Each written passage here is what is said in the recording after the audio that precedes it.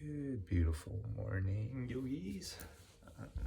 So nice to and excited to see you.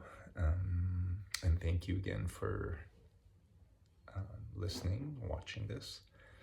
I always say that because the teachers always say it requires wonderful karma to bring yourself to class. And I loved hearing that when I first started because, I wanted to come to class, but the karma, the feeling that came up for me usually like the morning of or just before I had to go was I didn't want to go.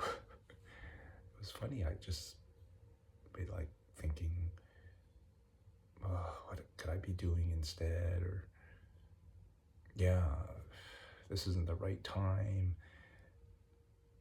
And, the teachings acknowledge that there is resistance that to these teachings. Not, as you probably know, not so many people are in class or learning this. So yeah, I think before I did start our prostrations, I wanted to have you consider, if you haven't already, what would you be doing if you weren't listening to this, watching this?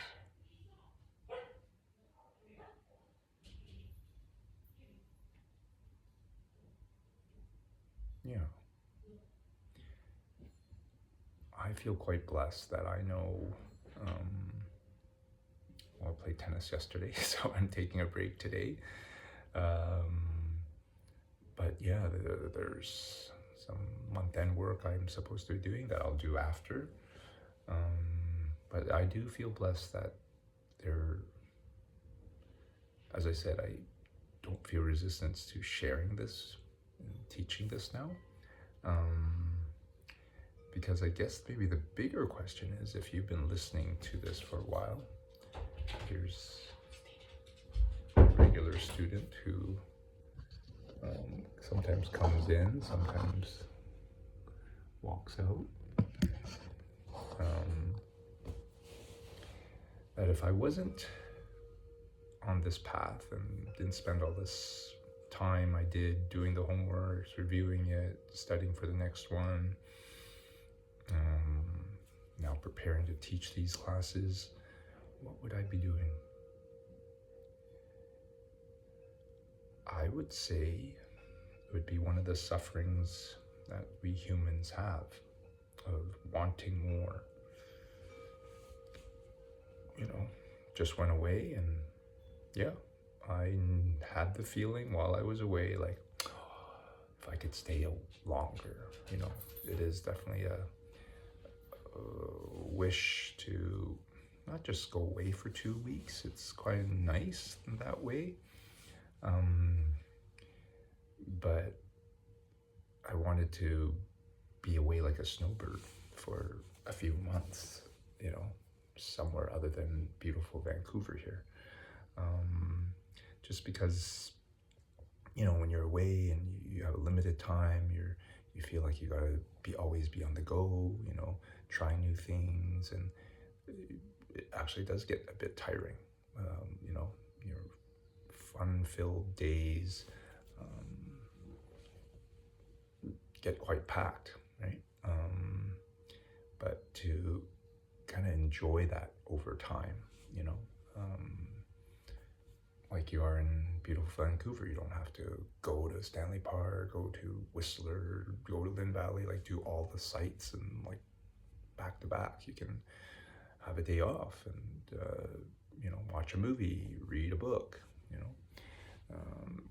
which could do. I know some people love, the beach holidays or the cruises where you have maybe less to do and more time to do nothing or do the things you don't do when you're at home. But anyway, what I was saying is that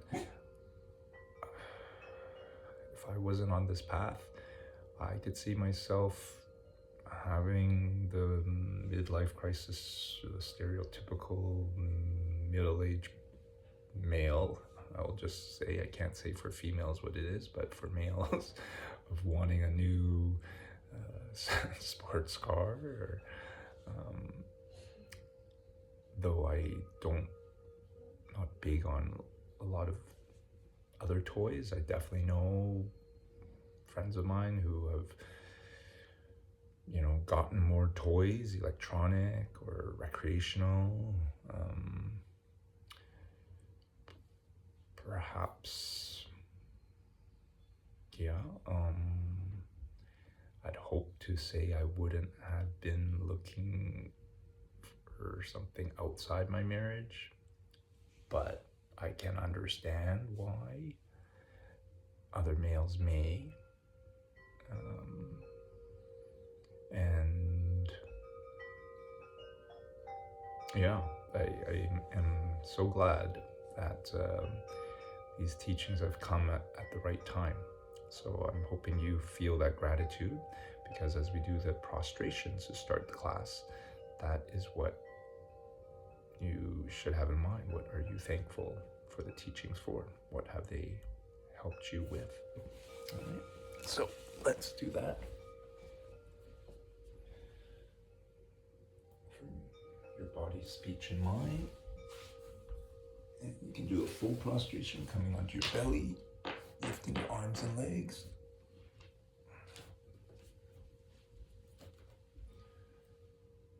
And also these 3 prostrations, that desire to have the body, speech, and mind of a Buddha.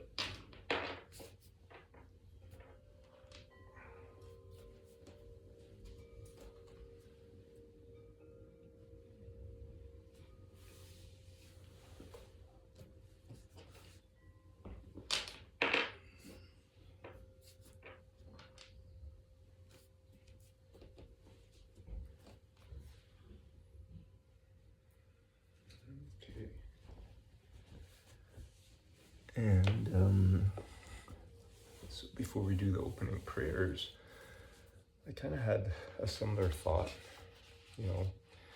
with 18 courses, 10 classes each, did a lot of these opening prayers. And I had to admit that, as I did more of them, sometimes it just felt like, something we have to do. Like, I know if you remember in school, we had to stand up for old Canada, but it did it without it lost its meaning. And so this first opening prayer is about bodhicitta. It's about reaching enlightenment, for the sake of all beings. And so maybe a little review would be having you think about, you definitely want to reach enlightenment for yourself. We all want ourselves to be happy and to avoid the things that don't make us happy. Right? So, but why would you want to do this for others? It might sound like a good idea, but do you really feel it? And I can admit that I don't always. Supposedly this is one reason why we, it is difficult, not common for us to be reborn as a human. And not because we're doing a lot of bad deeds, but that a lot of our thoughts during the day are about ourselves. They're not helping us accrue good karma that we need to reach enlightenment. Right? We got to accumulate enough karma to have the perception of emptiness, and then to move to nirvana, and then that desire to help all beings, bodhicitta, is what's needed to have us finally be a Buddha. So I was having you think of someone you really care about. This could be someone who's passed away. It could be an animal, your pet, former pet. It could definitely be past or current partner, friend, friends, a group of them, some family members. Hopefully some come to mind, if not even just one. But if you just close your eyes and think of them and think of how important they are to you,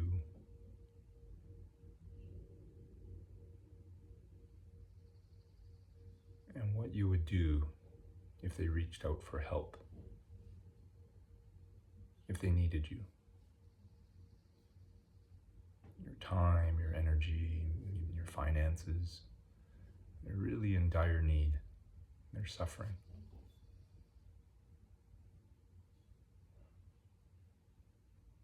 And it's something that you can help them with.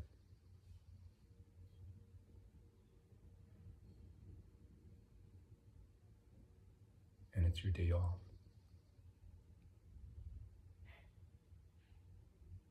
Once you put aside doing whatever you wanted to do for yourself that day, to go right away to help them, comfort them, listen, support them. Yeah, I can think of my kids and my son in Toronto, if he suddenly got into a serious accident. Let's say he's in a critical, critical state. Yeah, I would be on that next plane out there. Maybe you have someone like that. Maybe you've done that already, so you know that feeling. And it's quite special to have that bond, right? To feel that for someone. So I'd say, a few points. One is, if you've ever done that, or you can just imagine yourself doing something for that person.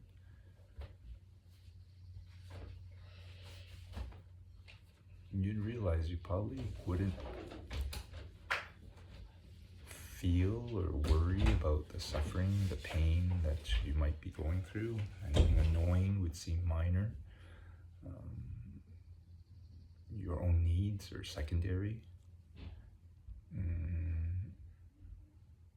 Yeah, that is a wonderful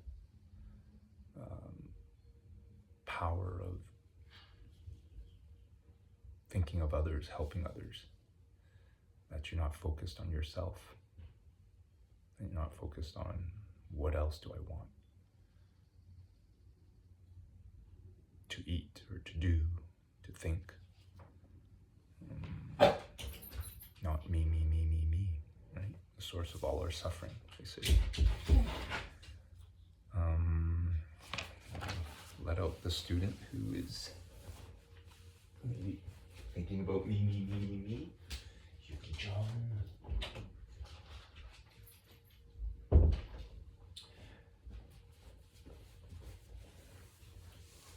That besides that feeling, this connection to want to help someone, that you do, what maybe others who also care about them might not do, or most people wouldn't do for this person you're thinking about.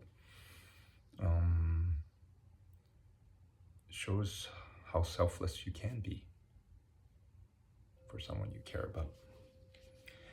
And now if you agree to those 2 points, and then you consider, and what some of you might already believe in, that we have lived past lives, many past lives, that this is one reason for us to want to reach enlightenment, to help all beings. Because they say we've been reincarnated so many times, we've lived so many lives. They say the number of dead bodies we have reincarnated to would way exceed the tallest mountain if you stacked up the bodies. That in all these rebirths, what has happened is that we've become friends to everybody, we have become parents to everybody, become their kids, we have become their pets, or, they were ours, our beloved pets. That everyone, at some point, sometime, were connected to you, and probably connected the way you feel connected to whoever I just had you imagine, your beloved.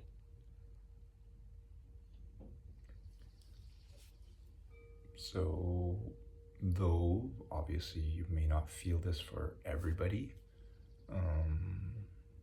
you may admit that besides this person or few people you're thinking about, there's probably a lot more other people in your circle that you do feel connected to, and that you feel that connection because you were pretty close to them in a recent past life. That's what they would say. And so if you would do whatever you needed to do to help your beloved now, and you remember everybody else was once that for yourself, or if you could just imagine that every other person was as special to you at one point as who you are thinking about today, wouldn't you want to help them not suffer anymore? Be happy, not just temporarily, momentarily, but continuously, forever.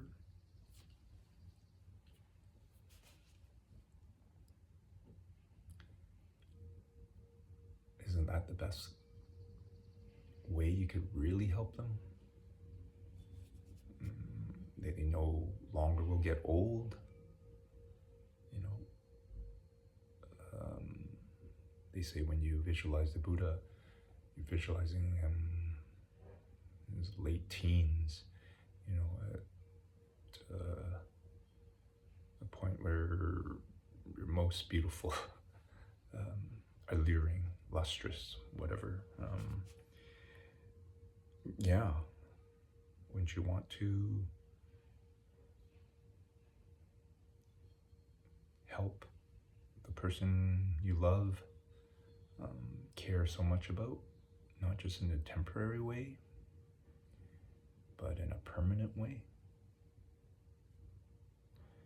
Well, that is what bodhicitta is. That is what this opening prayer means, that you're going to reach enlightenment, not just for yourself, but so that once you're there, you can be the teacher, you can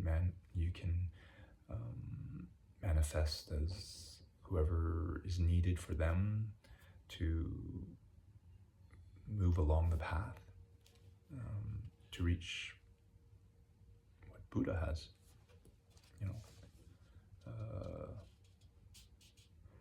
So I wanted to offer that as we do this opening prayer. And let's do that in Tibetan now that you probably already have a understanding of what you're really saying. Sashi Puki Chukshin Meitog Tram Viram Lingshi Yende Genpa Di Sangye Shindu Mite Uwargi Dokun Namdak Shingla Dupar Shok. taking refuge is that if you believe, this Buddhahood, this place of permanent happiness and bliss is a place that exists, and that you can reach it the same way Buddha was just like us and reached that himself through many lives. It wasn't just through one lifetime. One lifetime where he finally reached that place was what we hear about, but it did supposedly take him many lifetimes to accrue the karma to get to that last stage. So we'll do this one again 3 times. Sangye chudang soki choknam la jangshu pardu dakni kapsu chi dakni jinyin gipe sunam ki drola panchir sangye jupar sho sangye chudang soki choknam la jangshu pardu dakni kapsu chi dakni jinyin gipe sunam ki drola panchir sangye jupar shok sangye chudang soki choknam la jangshu pardu dakni kapsu chi dakni jinyin gipe sunam ki drola panchir sangye jupar shok. Okay, so let me let in the student who has resistance to listening to everything, but is back. Yuki Jun, you're coming back? Okay. You ready to listen? They say if animal can hear the Dharma, they have a good chance of being reborn as a human. So I am definitely happy that she is here, even if she puts down her head and pretends she's not listening. Anyway, class number 3. We're continuing on with the 2nd chapter of Dharmakirti's commentary. So his explanation of Master Dignaga's writing on what the Buddha talked about on valid perception, which is in Tibetan Sema, T-S-E-M-A, or Pramana in Sanskrit. And we've repeated it a few times. They say it's a fresh, unmistaken state of mind. Fresh, unmistaken state of mind.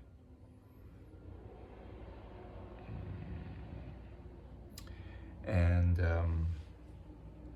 that this explanation is good to hear because later on, this is according to the lower schools, Santratika and mind-only school, whereas there's a higher school which has a slightly different belief of, won't say belief, but explanation of how things are. In that Buddha, where some might, in that first class I talked about how, some Buddhists believe in gods. Their practice might be more devotional. It's to represent that different people have different ways of learning, different things that help them learn. And some, this Tibetan Buddhism is supposedly quite intellectual. Everything has lists. There's a lot of things supposedly you're supposed to memorize. The students in it have to do a lot of studying, debating. Their path is pretty rigorous intellectually, right? But some are not meant for that. Not everyone's meant to go to university. Not everyone's meant to go to trade school. They don't have the skills, the desire, right? So there is different schools where their practice is different. You know, my mom's Pure Land, she says, oh, I just have to chant, all the time, and the chanting supposedly will help them accrue the karma, or help them as they're about, pass away, to reach enlightenment. And that's what they believe, and that's her practice. They did learn about emptiness, but not as much as in this Tibetan Buddhism. Okay, so Sema, the definition, they say a fresh, unmistaken state of mind. And they say most of the things that we observe with our five senses, that we even think about, are that. But, I'd shared what it isn't. When you're intoxicated in alcohol or drugs, really emotionally upset, that is not. But in today's class, they're giving maybe 4 other ones which are not semas, not a valid perception. So the first one of the 5 is what I just mentioned. If you're intoxicated, if you're high, there's an example that Geshe Michael Roach says that in India, a lot of people, because of mosquitoes, get hepatitis. And when you have hepatitis, the symptoms is that you see things as blue or yellow. So he'd say you could look up at the mountain and then you would see it as blue. And so the first thing, which is not a sema, not a sema, is a semin, is that, you're seeing things actually completely wrong. Everyone else will say it's not blue, Second, unclear perception is if you have a doubt, your mind is split about something. And there's 2 kinds of this doubt. One is where there's 2 ways to see something and you pick the wrong one. Your guess and example they're saying is, back in the day, if people weren't sure whether the earth was round or flat, you say flat, you've chosen the wrong one, right? A second type of this doubt is one where you're just not sure. There's many things I know we all are not sure about. I keep up news with what's going on in the war, or, I see it in the gas prices, but yeah, I'm not sure where things are at day to day. Unclear perception, third one, is chisei in Tibetan, and it means a memory perception. And so this is a good one. It's kind of saying if you see something like, I don't have my pen on me, but you see this watch,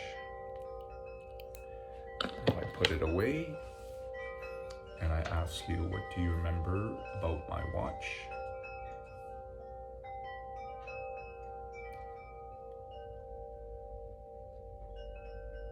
What do you remember? Because that memory right now that you're trying to fish out of your mind isn't a fresh, unmistaken state of mind. You're probably adding or missing something that's there.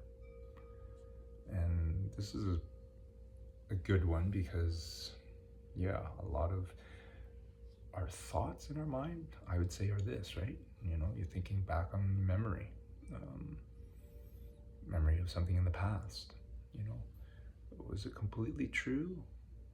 They say every time, I heard this theory, every time we go back to a memory, we're adjusting it, we're editing it, because we don't completely remember. So the fourth one, which is not a valid perception, is yichu, or speculation. It's presuming to know something,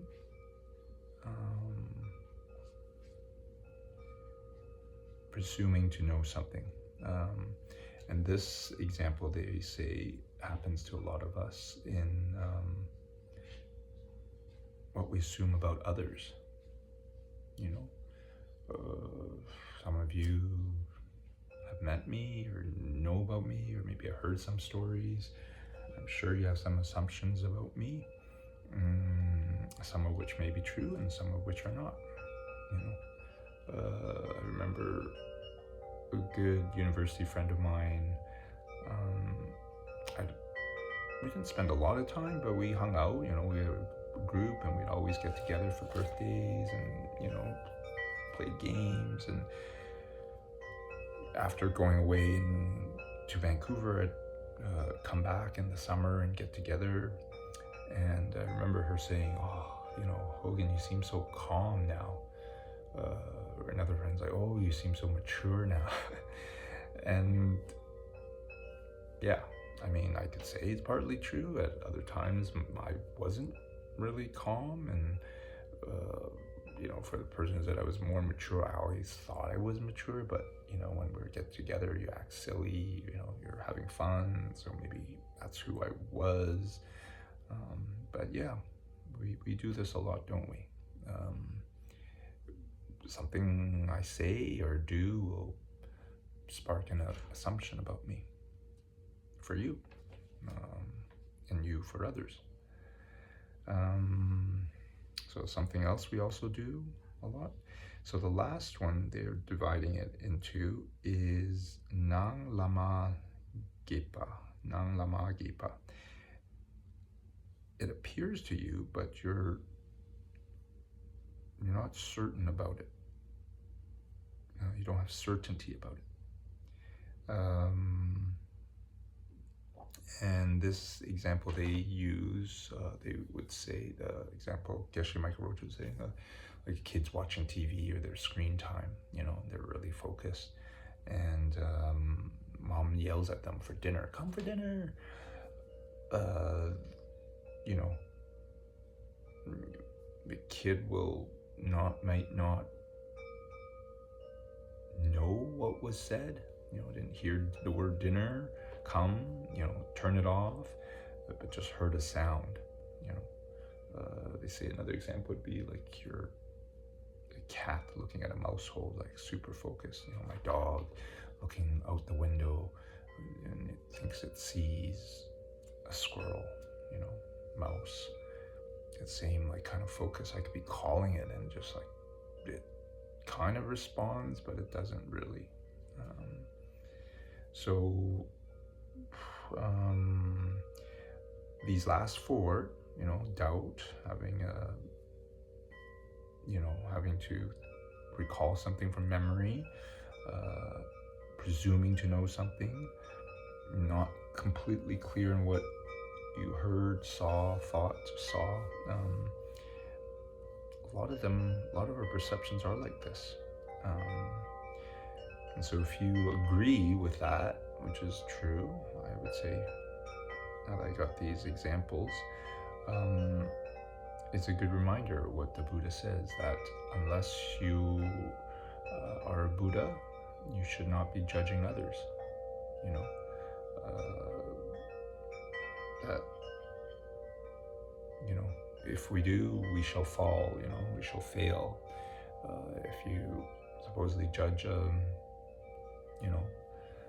higher being, it can lead you to rebirth in a lower realm.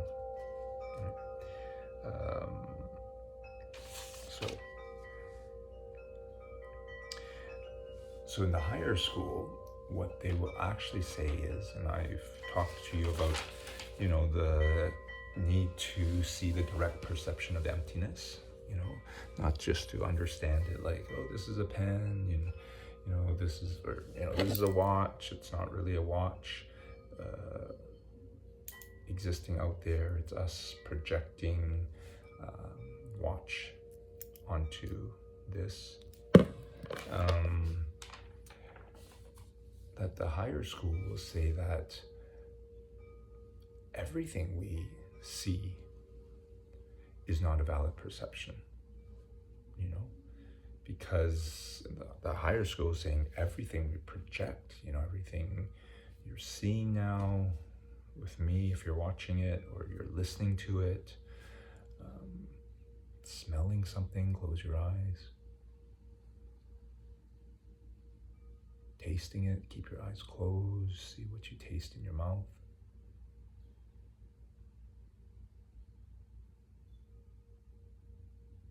See what you feel underneath your fingertips. Touch something. That they're not things outside of you, your inner core, but it's things that your mind from your heart is projecting out there, like a projector projecting onto this 3D, it's like we're wearing a VR set all the time, and everything we see, hear, and even touch, is sending sensations for us to see a reality, which, in this VR set, if some of you have played it, where, usually kind of shooting up something with a gun, that the whole room and everything in what you observe is sent through a computer for you to feel and see and hear. So that's what they're saying we're experiencing. The higher school is saying that is what we're doing moment by moment. It's coming from projection, and we don't see that we're wearing a VR set until we have this direct perception of emptiness. And when you do have this direct perception of emptiness, for that short time, you will actually see this is what is really how things are. This is why The Matrix is considered like a Buddhist movie, because it has that,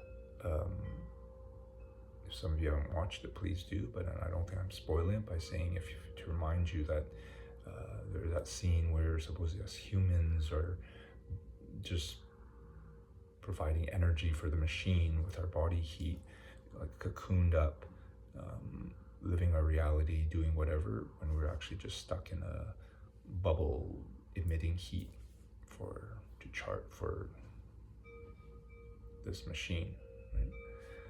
So, so when we have the direct perception of emptiness, we actually see that, but as soon as that experience ends, we're back into, living from our projections, doing that for at least another 7 lifetimes maximum. It could be less if you take the path, the tantric path, that you can reach a full enlightenment within 1 lifetime, which is what I'm trying to do, and taking the tantric courses now and doing that practice that we can all do, but requires you to have a solid foundation on these teachings first. That the only time you'll have a valid perception all the time is when you actually reach the final state, when you're really a Buddha. So this is where they say the Buddha is a person who's always correct. They have a valid perception all the time of everything, which is why, for us, a thing like karma is something that is hidden to us, but for Buddha, it's something what they, or the inner workings of karma, they say, is deeply hidden. Example of something just hidden is like emptiness. Both of those things are not things we see or know, experience. Same way you could say a little young kid doesn't know about sex, about how it feels to be intoxicated with alcohol or drugs, until they do. So, so in this second chapter, the subject of the second chapter that we're moving into a little now is to say that if we can prove that the Buddha has this valid perception all the time, that whatever he says is the truth and he's always telling the truth, then,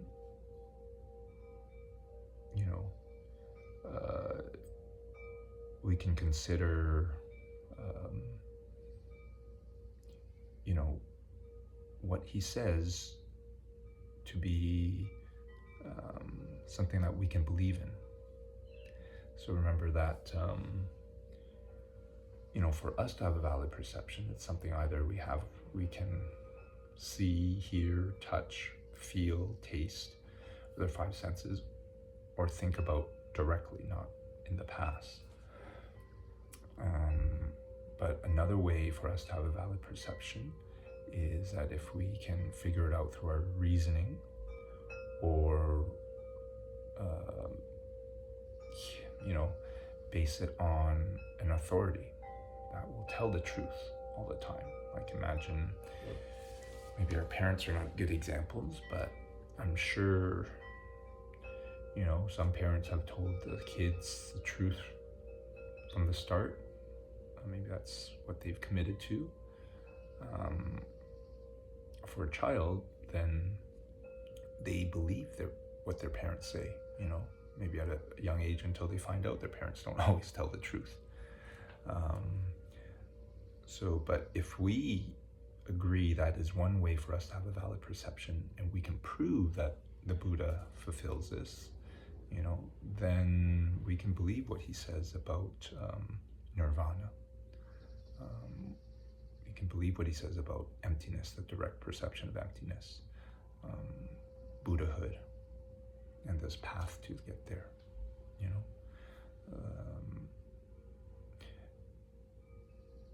imagine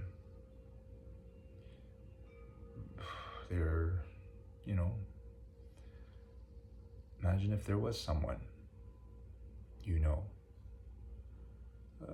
who you believe is telling the truth all the time.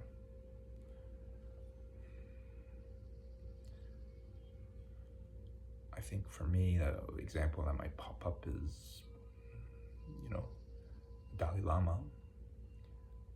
But if you believe that he's telling the truth all the time, then you can, if he says there is, past and future lives,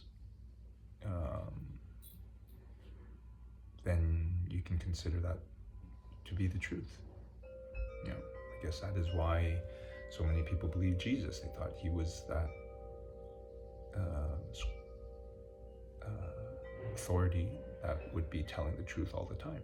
That is why so many people believe what Buddha said. But we need to prove that to ourselves.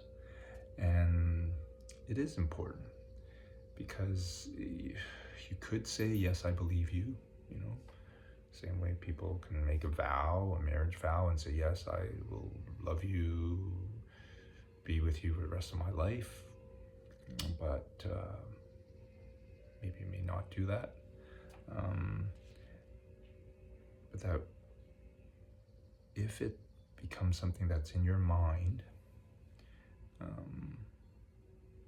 just imagine, I don't think you have to imagine, you can just, there are many people in this world who believe in the scripture that they read and study, the Bible, the Quran,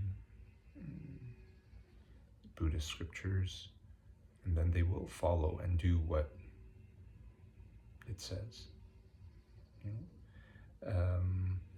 But that this is really important for us, because if we do really believe in what happens in this path, then we might really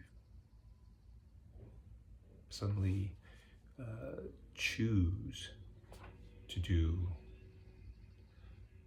what will lead us to being happy and no longer suffer. Sometimes your whole direction will shift towards that. And I'm sure if you can think about some situations in your life where it's really affected you, in your heart, your mind, sometimes something traumatic, sometimes that opened up your heart.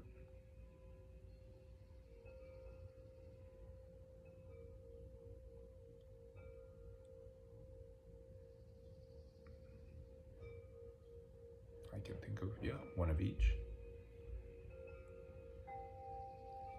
You can see how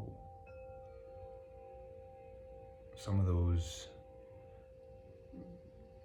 one of those things can lead you to your life's path. Someone who's had a traumatic experience at a young age, feeling abandoned by his parents,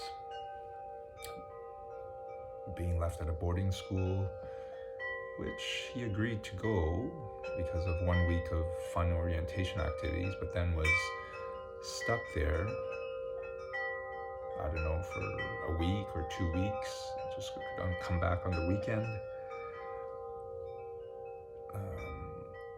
living across from a graveyard, being told by the older kids that, the gravestones that he kicked during the orientation week are now going to be coming back to haunt him at night, being so scared, and at night time to walk down the hall to go to the bathroom that he just peed in his bed. You can imagine this type of event happening where he remembers midweek his nanny coming out to see him, and him so scared and so upset, wanting to have her take him with her, and her kind of crying, seeing the boy and trying to help him, but knowing she can't, saying, "I can't take you," and him begging, like, "Just put me in your bag and take me away, I can't stay here." You can imagine why a traumatic experience like that at a young age may leave him with this feeling of feeling unloved, of wanting approval from his mom, his only parent, not wanting to feel unloved, so trying to do what his mom would want him to do. That is one traumatic experience I have lived through, and I can see examples throughout my life of wanting to please my mom, not to please my mom. And just had an incident this week where I felt like I was reprimanded, and it brought up the same feeling, like she was doing it out of her heart, but for me it just felt like I felt hurt, and then I felt angry to protect that hurt, and then but when I just sat with it in meditation, I realized it's just like it triggered up that feeling of feeling unloved, and not wanting her approval instead of her disapproval. So maybe I'll share the heart-opening one another day, another example. But yes, this is what the quote, "Nirvana omniscience, which is knowing all things, and the path to get to them. These three things are what we want to establish. That if Kedrup J, who's also wrote a commentary on this, wrote, if we have a valid perception of this, like real belief that there is a nirvana, that there's someone who knows all things, that there's a path to get to that place ourselves, we would progress on this path a lot faster. So, our path, our focus would be on this path so that we can stop suffering. Might not be your intent to not get old, but the reaching Buddhahood does mean that you're not going to get old, you're not going to die, you're not going to keep having rebirths anymore.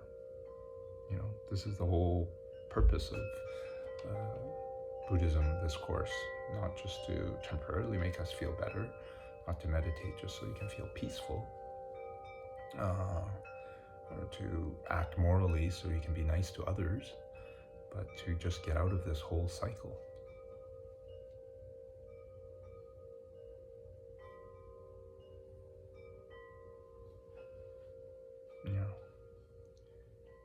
So I will end class today with another meditation. Last week we did the rock meditation. Yeah, this is everything else that was in the class. But last week was the rock meditation, feeling the rock, and knowing that your perception of the rock, like looking at it, is separate from your feeling of the hardness of the rock. And hopefully you could, if not, pick something hard that you can touch to now that you're looking at. It's a little stand that this phone is on. You can see that there are two different things. Sensation and your visual stimulus that we think is coming from this object, but it's really coming from our mind. Right? So today is another meditation on emptiness by Kedrup J, who is a famous disciple of Jason Kappa, who wrote 10,000 pages of commentary. Kedrup J wrote one of the commentaries for what we're studying. And today's, it's called the 4-part meditation on emptiness. So if you need to use the bathroom, take a little break, it won't be very long, but get yourself set up.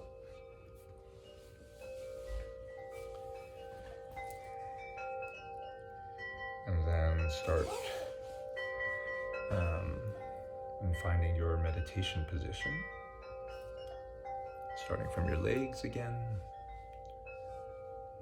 Make sure they're comfortable. Some of you can even sit on a chair.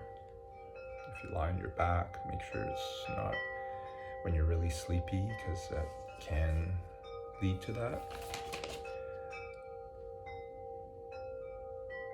Sit up nice and tall. Have your right fingers inside your left, tips of your thumbs touching, elbows bent by your side. Check you're not leaning left or right, forward or back. Spine's nice and tall, chin a little tucked in. Hopefully you're enjoying the sound of the wind chimes, so I will close the window a little. They don't become the whole focus.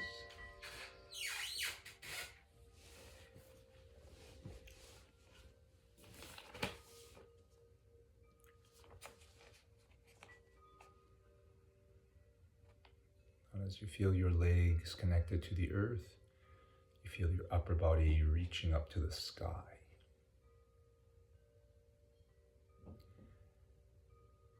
And they say, if you find it hard, this short little meditation to do, that will help if you start with a meditation called Tong Len, which is what we'll do quickly. Tong Len, which is removing the suffering from others. So just with your eyes closed, tip of your tongue resting over the roof of the mouth meets the top of your teeth, just visualize someone or a group of people, a part of the world, somewhere maybe you know where there's war, discomfort, poverty, hunger, pain. I usually include everybody in the world. But think of someone, and if it's just one, a friend, family member, beloved, that's in a bit of pain, pets even, just see them in front of you.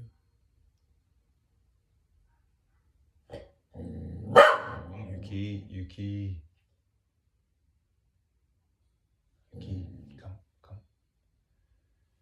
That whatever their pain is, physical, mental, emotional, spiritual, or combination, see it like a black cloud of energy inside them.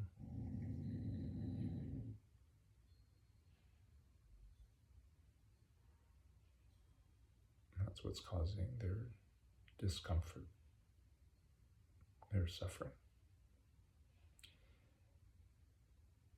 And then visualize your main energy channel along your spine, reddish golden channel, super small, they say maybe size of a straw. It runs along the spine, but once it gets to your neck, goes around the back of your head, top of your head, ends right between your eyebrows. Between your eyebrows there's a little diamond, tiny little diamonds that can fit inside this straw-like channel.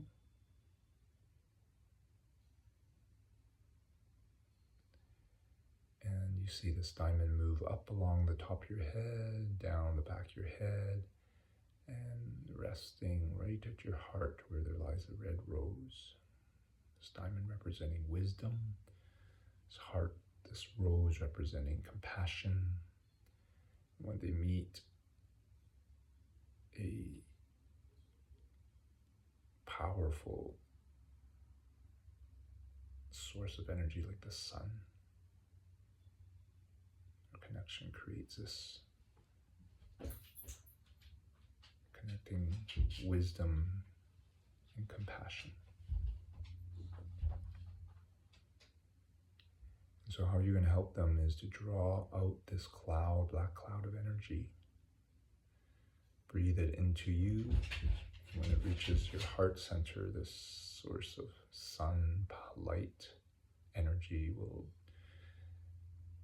dissolve it, will burn it up, transform it. So visualize drawing this black energy out of their nostrils, seeing it condense into a little black ball, and reminding yourself that it won't affect you. You're going to bravely inhale it through your nostrils and watch it move down towards your heart center, where once it reaches, it's like the powerful sun. It'll just absorb and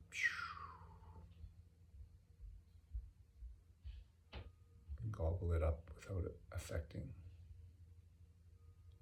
yourself or itself.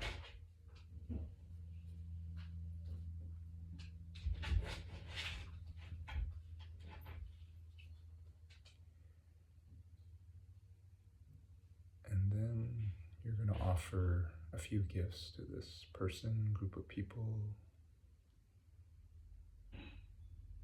What they call the six perfections, what we're also trying to achieve ourselves, as that will help us reach Buddhahood.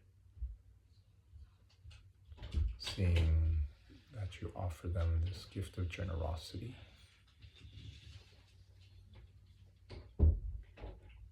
seeing this group of people being really generous in their heart,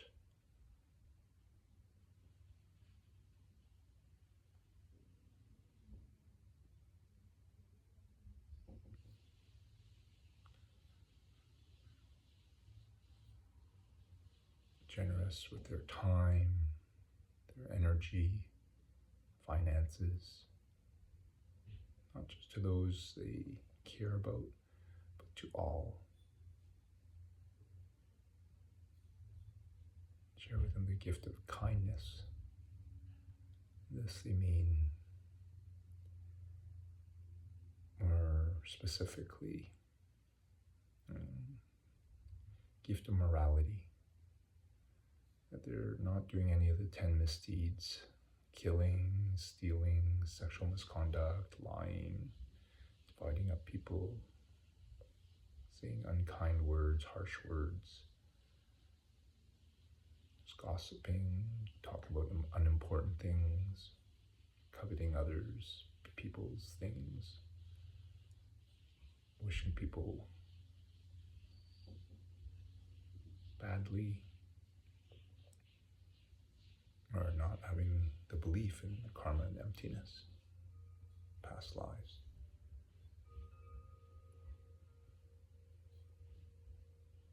Giving them the gift of patience, and what they mean, not being patient waiting for something, but the patience when they're really upset. Patience, the ability to not respond in kind. Might be not physically retaliating, not with their words retaliating or yelling back, not in their thoughts, not criticizing in their mind.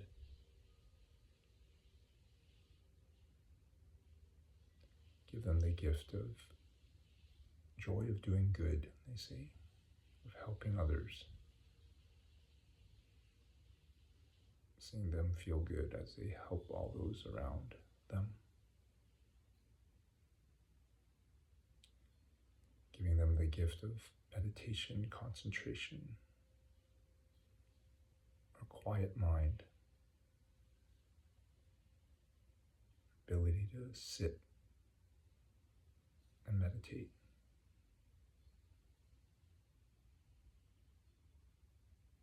The desire to do so and the ability to do so, so that they enjoy doing it, something that they're getting better at. And then they give them the gift of perfection of wisdom, the last perfection, which really is that gift for them to see really what reality is, how they create their reality from projections that have come from their past.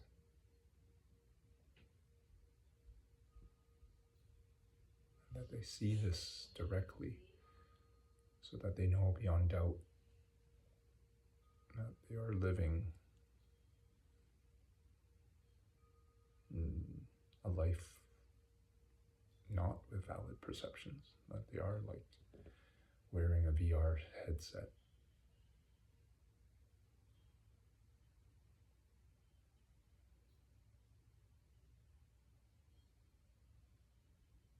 So that's a Tonglen practice, leading to this 4-step meditation by Kedrup J.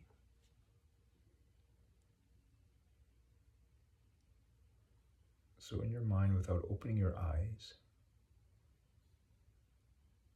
see if you can scan the room you're in pick one of the objects and just look at that object like a child would without really analyzing it.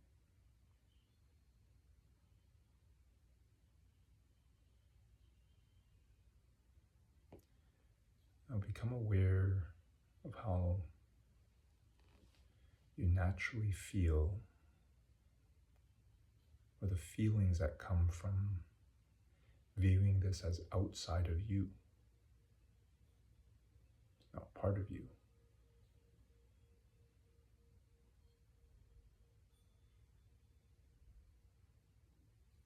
Just observe that feeling.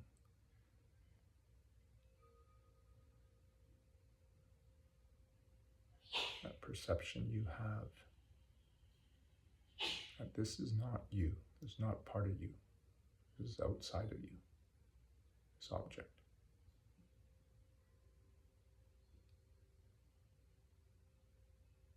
That if you were to walk out this room, you could logically reason, deduce that it would still be there.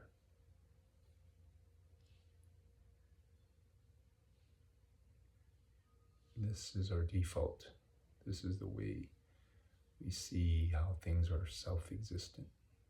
They exist there outside of us, not because of us, not from us.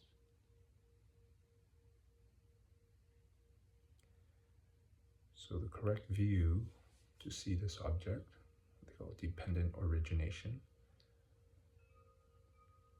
is just to now see this object like a projection. Like at a theater, how an image on the screen comes from the projection, from the projector, from the film in the projector.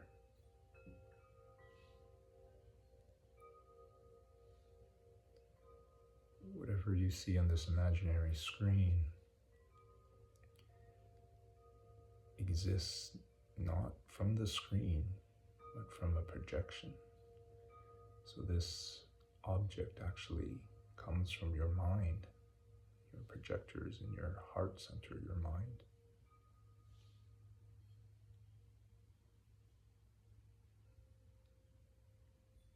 And that if you did walk out the room, it would no longer be there because you're no longer projecting it.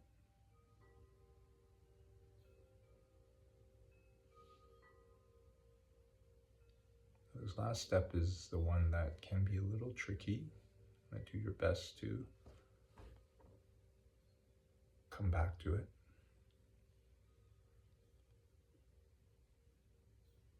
But they say, drop everything that you're projecting about that object.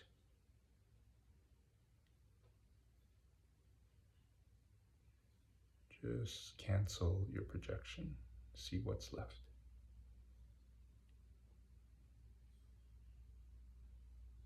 If you didn't project anything, what would be there?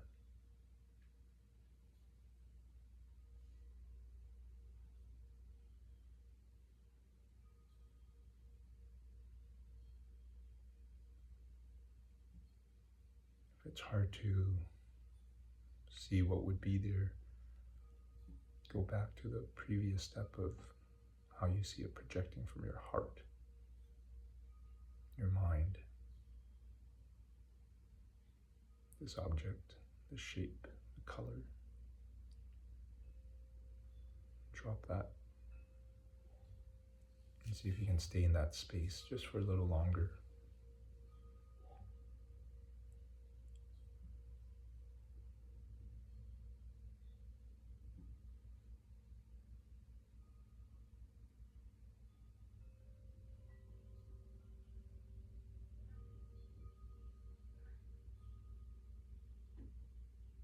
Come back to how you project it. If it's hard to stay in that space where that projection is gone,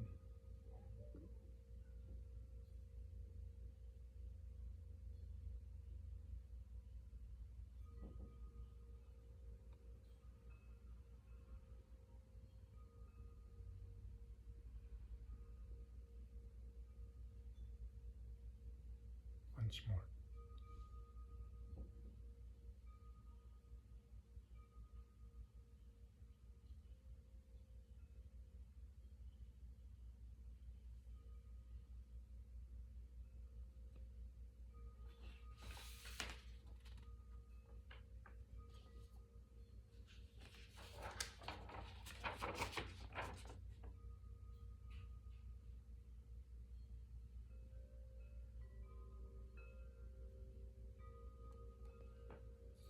And just tuck your chin in, round your back.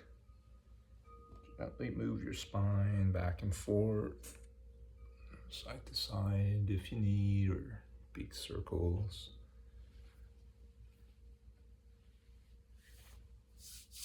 Rub your palms so they're nice and warm. Cup it over any part of your body you want to bring energy to. Over eyes if you've been using them a lot today. Always good to do. We use our eyes a lot. And to thank you for again listening, watching this class. Know that you have accumulated a lot of good karma virtue towards your path, and that you, instead of having it ripen as more good karma for yourself in this life or future life, that you're going to dedicate it, put aside some of it, same way we do with some of our money for future retirement, for your future enlightenment. So let's do this closing dedication, which is what that is saying, and we will do that in English. Right? By the goodness of what I've just done in giving in the rest,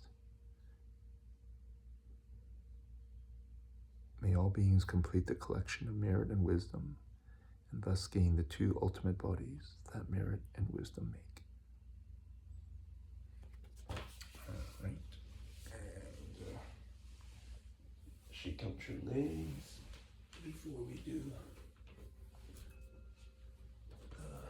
3 prostrations again to give thanks for the teachings that have come down through the whole lineage. I mentioned last week it was about 40 different teachers, body, speech, and mind.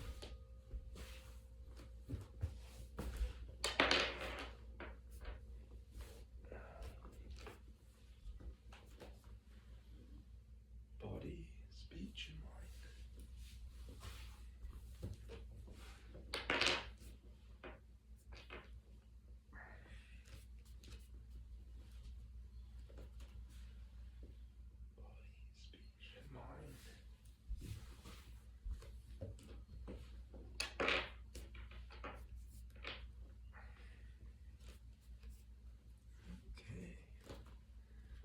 A wonderful rest of your day, and we'll see you in next class. Namaste.